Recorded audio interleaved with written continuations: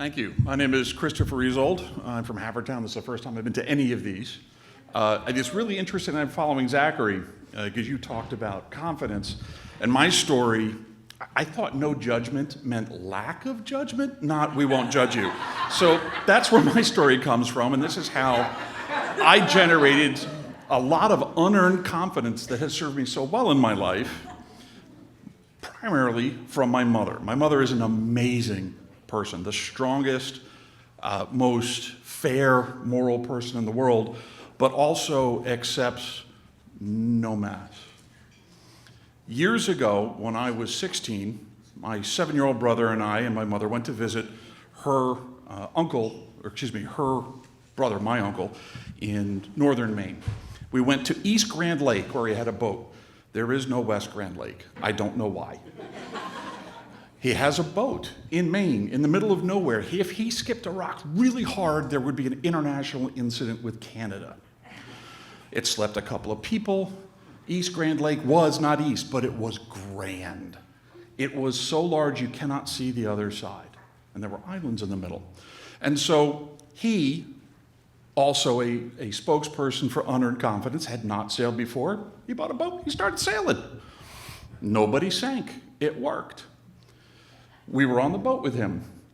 We were messing around out there, and he's the type of person that just does what he does. He started in northern Maine as an attorney. He took chickens when people didn't have money. He defended brilliant defendants, like the guy who stole the only hearse in 4 counties as a getaway car. That guy didn't pay him. Eventually, he became one of the last circuit judges in the nation. That means riding a circuit county to county because he's the only judge in a couple circuits. And he did that because the Democrats and the Republicans couldn't agree. And so he, who nobody knew, wrote the governor and said, "You don't know me. I don't hurt anybody. Make me the judge." And they did. He had no reason to believe that would work, and it worked. And he spent the rest of his career as an excellent judge.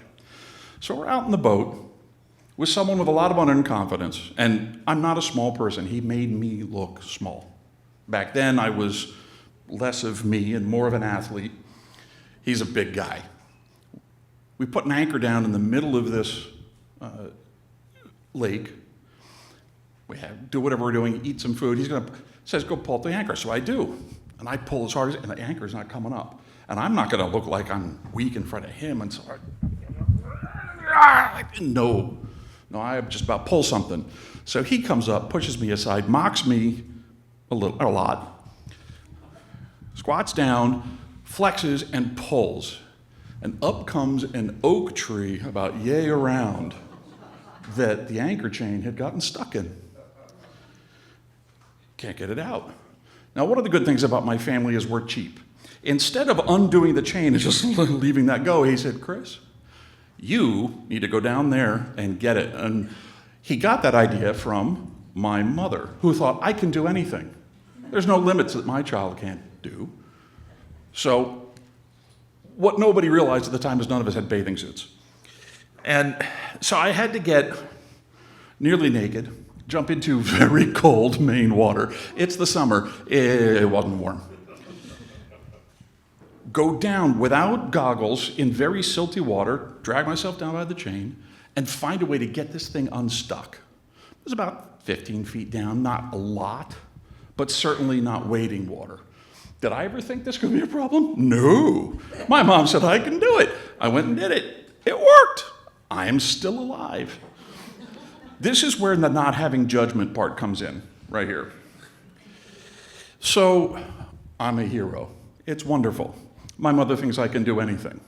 That night, we're out on one of the islands. My uncle, who's not dumb, says, "I'm sleeping on the boat." We are on an island, not very big, but we didn't check the whole thing out.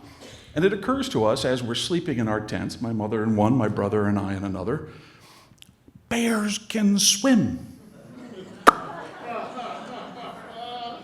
Oh no.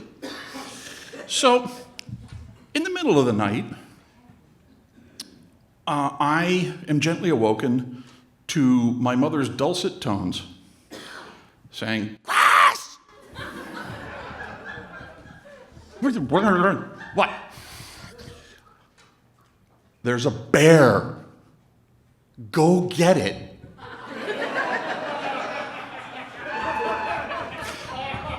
I was a wrestler. At 16-year-old, I was working as a barback/bouncer in a little bar. I never had to bounce on it, which was good because it was all guys that laid turf. They'd erect me. But I thought, my mom said I can do this. I can do it. So I come out of the tent. My brother's like, are you out of your damn mind? I get out of the tent. I look around. The thing about Maine up there, there's no outside lights. You can, the moon, the entire Milky Way lights everything up. There's no bear, but I hear like something tearing through the nylon of the tent. I go around, and there's a little frog, jumps up and slides down. He's having the best time of his life, and it's right next to where my mother's head is. So I pick this thing up, this green-brown northern Maine bear toad. I bring it over, and I say, Mom. She looks up at me and she said, that's what you were making a big complaint about? Go back to bed. Like I was the one screaming. But strong women, turns out, give their sons a lot of unearned confidence and maybe a lack of judgment.